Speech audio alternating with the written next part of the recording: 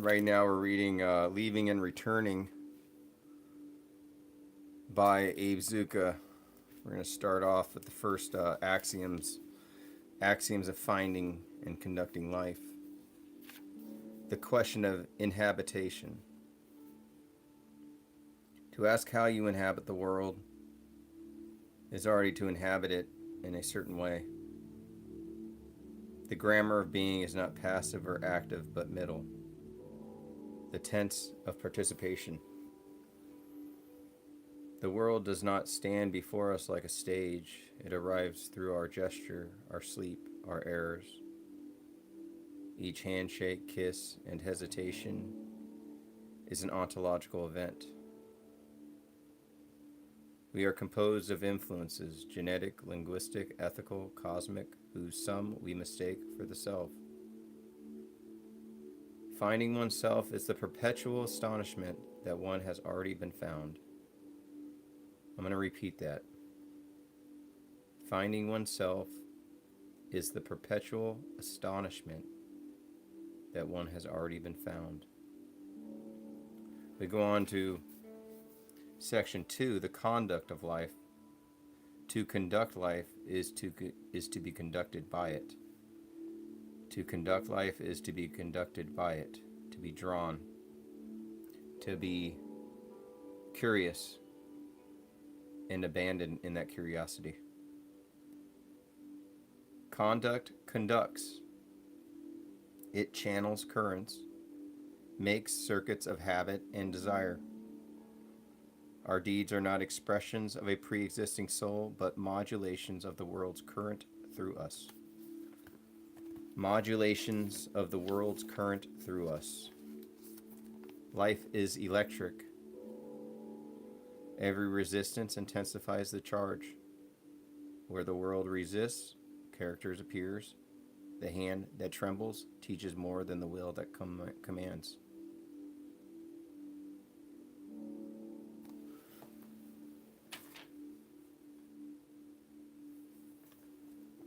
We go on the middle voice. If you guys have any questions, I can respond. The middle voice of existence. Between I act and I am acted upon lies the truer verb. I am amid acting. We neither author nor suffer our lives. We co-compose them. The self is not a subject, but a syntax. Language itself inhabits us. We merely tune its resonances. To live is to conjugate verbs without knowing their origin. The middle voice is the moral mood of being. Reflection and the already begun. No reflection inaugurates existence. It only discovers it ongoing. Philosophy, like the owl of Minerva, wakes to the dusk of action.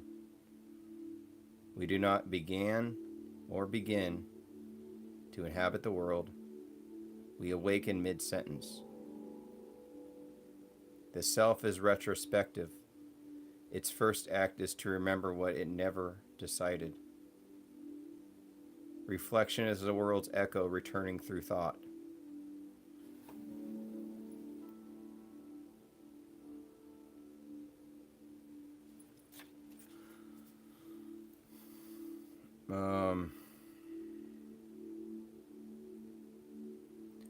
What we call self-knowledge is the world's knowledge of itself through us.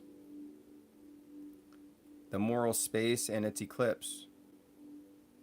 Every bearing implies an orientation toward the good. Yet the good itself is advantageous.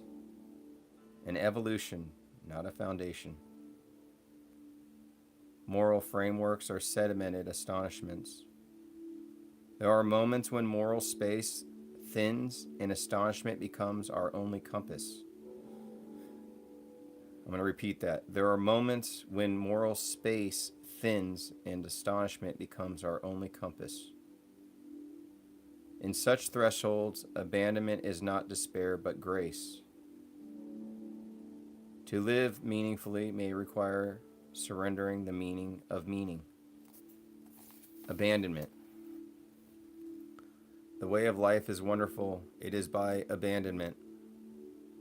Abandonment is not loss, but the world's trust falling back into itself.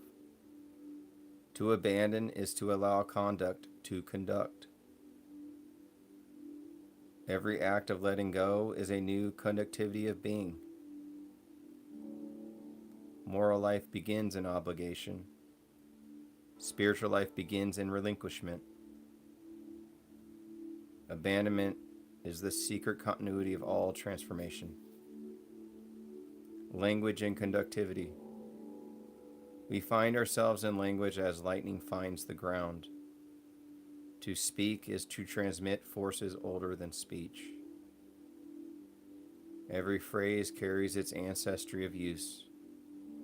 We are never the first to say what we say. Words are events of inhabitation, thresholds between worlds. The sentence is the smallest form of conduct. The good writer is a conduit, not a commander.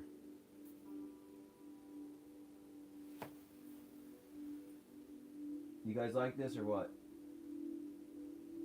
I'm trying this out.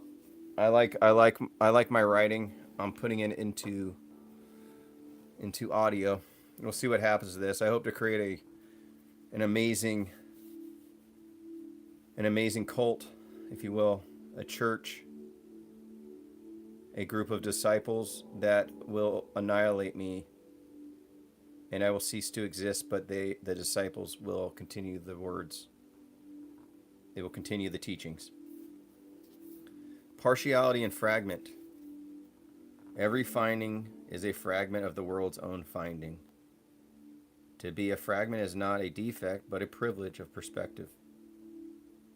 The whole can only appear through partial eyes. I am a fragment, and this is a fragment of me. The fragment is the only complete form left to modern consciousness. Meaning resides in the joints, not the totality. Beyond moral space. Spiritual meaninglessness is the fear that astonishment is not enough. But astonishment is enough. It is the pulse before interpretation. Affirmation without a framework is life's own signature. To say yes without knowing to what is the highest courage. Let me reread that. I didn't read in the right tempo. To say yes without knowing is what is the highest courage. So say yes without knowing. Every life worth living is lived beyond its reason. The conduct of life is the art of finding oneself where one already is. The conduct of life is the art of finding oneself where one already is. That is just the first section of Leaving and Returning by me. You can check out my website. I'm really an artist. At least that's what I make my money doing. My website is zuccagallery.com. And if you're in Phoenix, Arizona, I have a gallery there at 1301 Grand Avenue. Anyways, this is my first live feed. We're going to go through this whole book if you care. Bring questions next session. See you later.